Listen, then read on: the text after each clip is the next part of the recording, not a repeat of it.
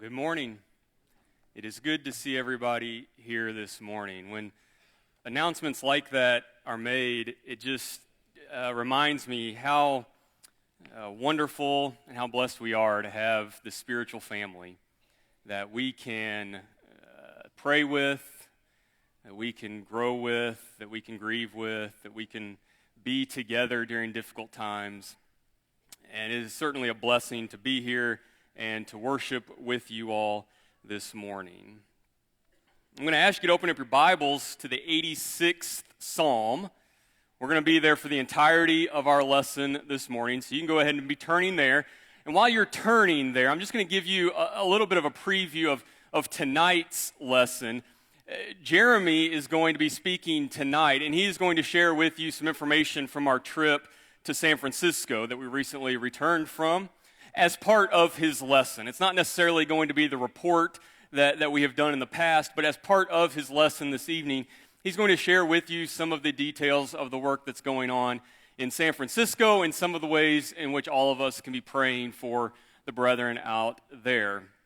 Now, some of you may have followed along with our journey out there, watching those ever-increasingly silly videos that we posted on Facebook at absurd hours of the night, no less. And if so, thank you for doing that, and thank you for praying for us and along with us while we were gone. And if at all possible, please be sure to be back this evening to hear a little bit more about the work that's going on out in San Francisco. Keith gave to us our theme for this trimester, Committed Christianity. And each Sunday morning for this last part of the year, our lessons are going to be geared in one way or another toward that theme, and that is no different this morning. We're going to talk specifically about the big heading that he gave us of being committed to spiritual growth. But underneath that big heading, there were several specific ways in which we need to be committed to spiritual growth.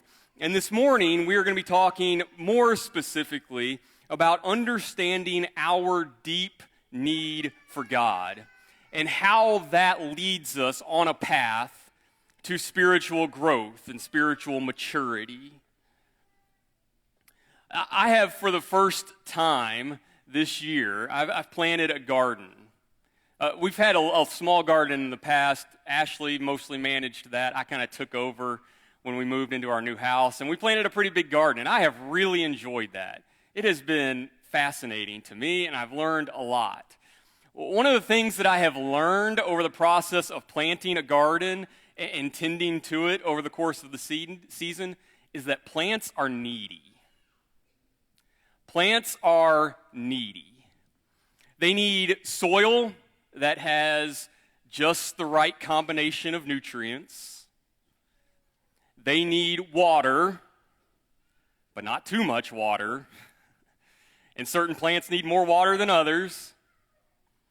They need sunlight, but again, not too much sunlight, and some of them prefer a little bit of shade. They need warm temperatures, but if it gets too hot, then they'll start to wilt. They are needy. They require attention. And plants are very obviously needy because they react almost immediately when those needs are met or when those needs are unmet. Now, I would suggest to you that you and I are very similar to those plants in a lot of ways.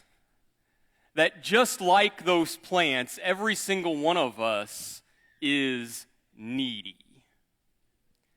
Now, the difference is, unlike those plants who have no choice as to whether or not they're going to hide their needs, you and I sometimes will try to hide our needs. Or sometimes we will choose not to acknowledge our needs. And we do so for a variety of different reasons. Pride, for instance, can be one of them. But sometimes we are hesitant to recognize and acknowledge our needs. And as a result of that, if those needs go unfulfilled or unmet, then just like the plants in my garden, my growth, speaking now spiritually, is going to be stunted. I have a responsibility to acknowledge my neediness and to seek the fulfillment of those needs. And this is where Psalm 86 comes into play for our study this morning. This is a psalm of David, a man who, from the outside looking in, probably doesn't look like a man who needs much. He has everything. He is a king. He is wealthy. He has all that the world could offer to him. But he's a man who serves as a great example for us of just how important it is to acknowledge our neediness before God. So I want to read this psalm with you this morning, and then we're going to look at some of the needs, the universal needs that David acknowledges here this morning, and then we're going to talk about what to do with all of this. The 86th Psalm, beginning in verse number 1. Bow down your ear, O Lord, hear me, for I am poor and needy. Preserve my life, for I am holy. You are my God. Save your servant who trusts in you. Be merciful to me, O Lord, for I cry to you all day long. Rejoice the soul of your servant, for to you, O Lord, I lift up my soul. For you, Lord, are good and ready to forgive, and abundant in mercy to all those who call upon you. Give ear, O Lord, to my prayer, and attend to the voice of my supplications. In the day of my trouble I will call upon you, for you will answer me. Among the gods there is none like you, O Lord, nor are there any works like your works. All nations whom you have made shall come and worship before you, O Lord, and shall glorify your name. For you are great and do wondrous things. You alone are God. Teach me your way, O Lord. I will walk in your truth. Unite my heart to fear your name. I will praise you, O Lord my God, with all my heart, and I will glorify your name forevermore. And great is your mercy toward me. And you have delivered my soul from the depths of Sheol. O God, the proud have risen against me, and a mob of violent men have sought my life and have not set you before them. But you, O Lord, are a God full of compassion and gracious, long-suffering, and abundant in mercy and truth. O turn to me and have mercy on me. Give your strength to your servant and save the son of your maidservant. Show me a sign for good, that those who hate me may see it and be ashamed, because you, Lord, have helped me and comforted me. I want you to look with me this morning at a few of the needs that David acknowledges. He points out at the very beginning that he is poor and needy, speaking here from a very spiritual perspective, but also as we read about physically as well. Even as king, he is facing opposition. And we can read the story of David, and we can read about some of the opposition that he faced. And so these needs that he was acknowledging as he approached God served him on both fronts. And I believe the same is true for you and I this morning. I believe the needs that David acknowledges here are truly universal. Every single one of us will be able to relate to these things this morning. The first thing that I want you to think about in verse number 3 is how David recognizes his need for mercy. He cries to God for mercy, for compassion to be shown to him. Mercy puts in our minds the idea of compassion being shown to someone, but it is being shown to someone by the one who has the power to punish them for something. And that is the position that God sits in. He has the power, he has the right, and he has the authority to punish because of sin. And David, a man after God's own heart, recognizes his need for mercy. God, show me compassion. Every single one of us here has that need from God. We need his mercy. We need his mercy because we have sinned. If you have sin in your past, you need mercy from the Father who is in heaven. We need to recognize that, we need to internalize that, and we need to give voice to that need. Give voice to our neediness for God. That is not something to hide from. It's not something to shy away from. It's something to live into. And David is a great example of one who shows his need and acknowledges that need for mercy. Along with that, in verse number 4, he follows that up by recognizing that God is the true source of joy in his life. Outside of the Father, he has no true joy. And there's an important distinction to be made between the joy that David seeks from God and happiness and pleasure that the world can offer. The world can offer us temporary happiness. The world can offer us temporary pleasure. Only God can offer us joy. And all of us are in need of that. Because joy is life-giving. Joy is sustaining. Joy is a breath of fresh air in an otherwise dark and dreary world. And so no matter what your life may look like, no matter how easy your life may be or how hard your life may be, all of us are in need of joy. And that joy can only be provided to us through the Father. Another thing that can only be provided to us through God is forgiveness. David is a man that while seeking God and not turning away from him, David is also a man who had sinned. And David acknowledges that on many occasions as he writes several of the Psalms that address the sin that he has committed and his desire to seek forgiveness from God. Why does he do that? Because he is poor and needy. He recognizes that he needs forgiveness from God. And all of us do. He is the only source of forgiveness. He's also the only source of help in times of trouble, as David references there in verse number 7. As I mentioned earlier, there are many instances in the life of David where he finds himself in trouble.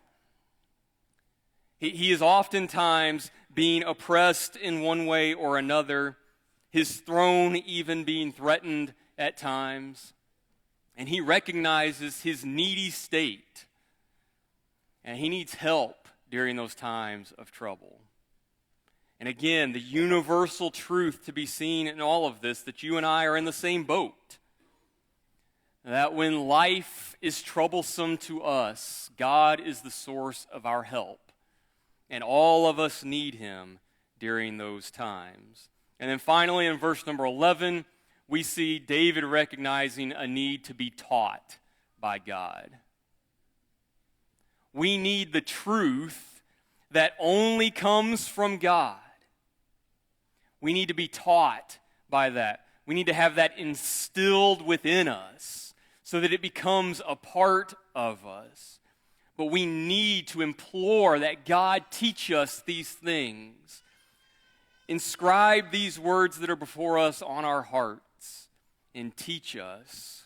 We are needy in that way. Now, with all of that in mind, and we could have continued on this list of ways in which we are needy before God. But what I want us to consider now is that as we consider the needs that David illustrated and that you and I can relate to in our own way, we seek to have these universal needs fulfilled by God and God alone because, as David says in verse number 10, you are great and do wondrous things. You alone are God. Verse 15, you, O Lord, are a God full of compassion and gracious, long-suffering and abundant in mercy and truth. Verse 16, you give your strength to your servant and save the son of your maidservant. The reason that we need to express our needs to God is because of what David tells us here, that he is the only one who can fulfill those needs. Just like my little plants in my garden, if it hasn't rained in a while, they are reliant upon me to water them. Otherwise, they will die. So it is with me and my needs. I am reliant upon God because he is the only one that can fulfill my otherwise unmet needs. And without them, I too will die. Our need for God should be at times overwhelming to us because we recognize the consequences of those needs going unmet, and we recognize God is the only source that can fulfill them. So with that in mind, let's look at the results of this. Let's look at the results of this spiritual growth and maturity that can be had when our needs are met, when we go to the provider and the sustainer to have our needs met. What can happen? Well, David addresses some of that as well in this psalm. When you look at verses 4 and verse 7 and verse 8, for instance, rejoice the soul of your servant, for to you, O Lord, I lift up my soul. Verse 7, in the day of my trouble I will call upon you, for you will answer me.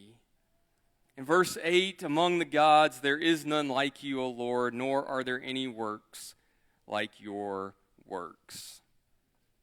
When we go through the process that we see David going through here, of recognizing our needs, recognizing the fact that we are all needy, taking those needs to the one who can provide and fulfill those needs, then one of the results that we will see is that we will develop a confidence in our relationship with God. When we see and feel our needs being met before God, our confidence and the relationship that we have with him grows stronger. I know that he is the source of joy. Why? Because I've experienced it. I have felt it in my life. And therefore, I know that I can go to him when I am not feeling that, and he is the provider of that joy in my life, because I've experienced it. Even, for instance, this morning, as one of our sisters in Christ is dealing with very serious health problems, we can approach the throne of God in prayer, and we can feel and experience the comfort that that provides. And when we do that, what are we more likely to do the next time something arises? We're more likely to go to our Father in prayer because we've experienced the comfort that can be found in that. Expressing these needs to God is crucial to developing the confidence in our relationship with him that he wants us to have. David also acknowledges another result in verse number 12. He says, I will praise you, O Lord my God, with all my heart, and I will glorify your name forevermore.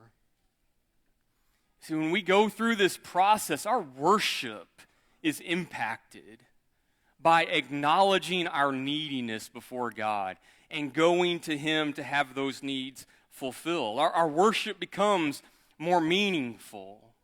Our worship becomes more natural as it oozes out of us, pours out of us, as a result of feeling the needs that we have being met by our Father in heaven. Our natural response becomes praising Him and glorifying Him. So our worship grows stronger. We find maturity in our worship and growth in our worship. And then finally, we identify times when He helped. As I mentioned just a moment ago, we experience the fulfillment of our needs being met. And as we do so, we recognize the next time that we fall into hardship or the next time that we find trouble in our life, He is the one that we go to. David acknowledges that in verse number 17 as he says, "Show me a sign for good, that those who hate me may see it and be ashamed, because you, Lord, have helped me and comforted me." It's an important practice for all of us. An important practice for all of us to take inventory of the needs that we have and to recognize how and when and in what ways God has fulfilled those needs and God has met those needs. It's an important practice to go through, to think about, when have I been needy and sought help from God? And what has that experience been like for me? Because it will inform the decisions that I make moving forward. It will draw me closer to Him. Prayer won't just be an afterthought. Prayer will be my very first thing that I go to, because I know that the world can't offer me the joy that I need. The world can't offer me the mercy that I need. The world can't offer me the forgiveness that I'm seeking. Only God can.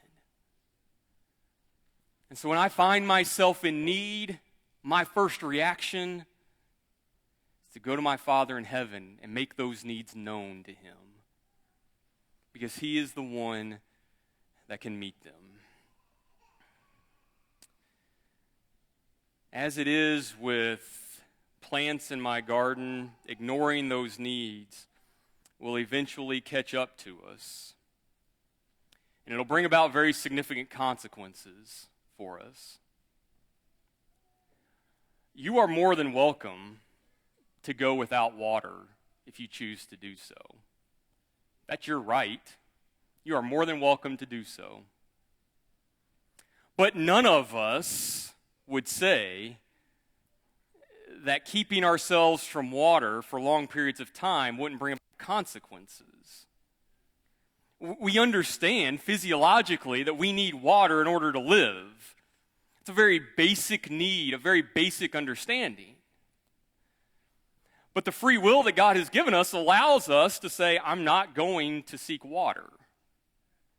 And you're welcome to do so. But you will begin to feel the consequences of that decision. And there will come a point in which those consequences prove fatal.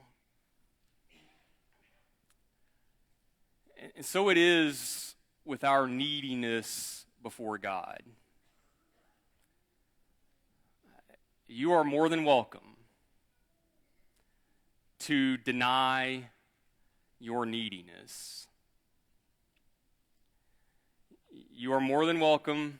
You have the right to walk out of here this morning and say, that's great that all those other people in that auditorium need those things from God, but I don't. And that is your right. But please do not fool yourself into thinking that there won't be consequences for that decision. Because there will be times in your life where you have needs that this world cannot meet. There will be tragedy, there will be sickness, there will be sadness, there will be hopelessness.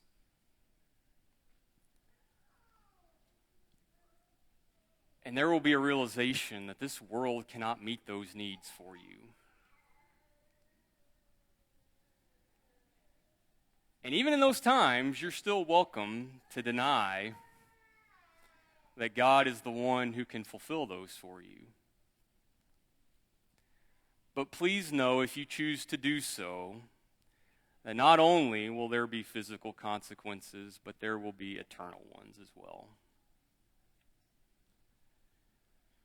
Because on the day of judgment, every single one of us is going to stand before our Maker. And if you didn't think you needed mercy before, you will then. If you didn't think you needed forgiveness before, you will then. But unfortunately, at that point, it will be too late.